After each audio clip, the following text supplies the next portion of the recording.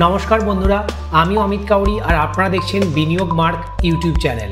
NPS বা UPS scheme বেছে নেওয়া খুব একটা সহজ কাজ নয়, কারণ এনপিএস স্কিমে কিন্তু আমরা অনেকদিন ধরেই ইউজ করে আসছি, তাই আমরা জানি যে এই স্কিমটি কিভাবে অপারেট করে, কিভাবে পেনশন ক্যালকুলেশন হয় বা আমরা লামসাম উইথড্রয়াল কিভাবে হয়। তবে ইউপিএস এর ব্যাপারে আমরা খুব একটা বেশি জানি না। এনপিএস এ আমরা প্রত্যেকেই জানি যে আমরা এমপ্লয়িরা 10% কন্ট্রিবিউট করি আর গভর্নমেন্ট কিন্তু 14% কন্ট্রিবিউট করে এমপ্লয়ি বেসিক প্লাস ডি এর উপরে। টোটাল 24% ক্যাপিটাল কিন্তু আমাদের এনপিএস টায়ার 1 অ্যাকাউন্টে জমা হয়। এনপিএস ফান্ডটি কিন্তু ফান্ড ম্যানেজাররা 4 টাইপের ফান্ডে ইনভেস্ট করতে পারে।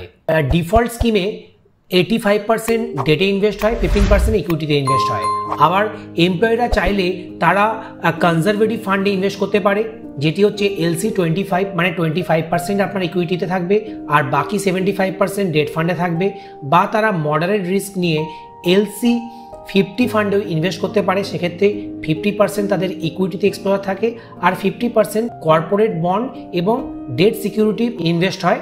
এছাড়া আছে অ্যাগ্রেসিভ নেচারের কিছু ফান্ড, যেগুলিতে কিন্তু সেন্ট্রাল গভর্নমেন্ট এমপ্লয়িরা রাখতে পারে না। পাবলিক কিন্তু চাইলে অ্যাগ্রেসিভ ফান্ডেও ইনভেস্ট করতে পারে এনপিএসে, সেক্ষেত্রে তারা আপ টু 75% অবধি ইকুইটি এক্সপোজার নিতে পারে। রিটায়ারমেন্টের সময় যে কর্পাসটি তৈরি হয় তার 60% লামসাম উইথড্র করা যায় আর বাকি 40%-এর একটি অ্যানুইটি স্কিম নিতে হয়। ইউপিএসও কিন্তু এই অপশনটি থাকবে, তবে এই ইন্ডিভিজুয়াল কর্পাসে কিন্তু 20% টোটাল কর্পাসে অ্যাকুমুলেট হবে।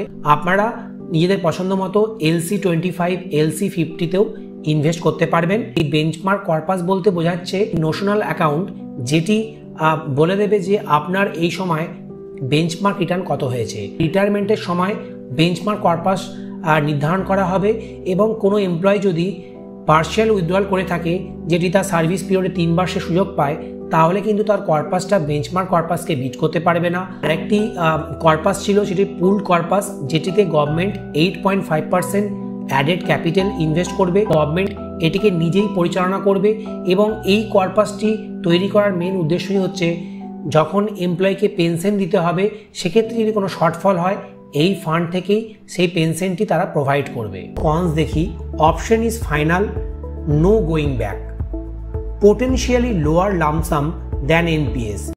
Annuity rates at retirement are uncertain and can be very low. আর দেখি inflation, standard annuities don't have dearness relief. You are risk averse regarding your retirement income. আপনাদের যদি প্রায়োরিটি হয় যে আপনারা one time huge lump sum withdrawal করবেন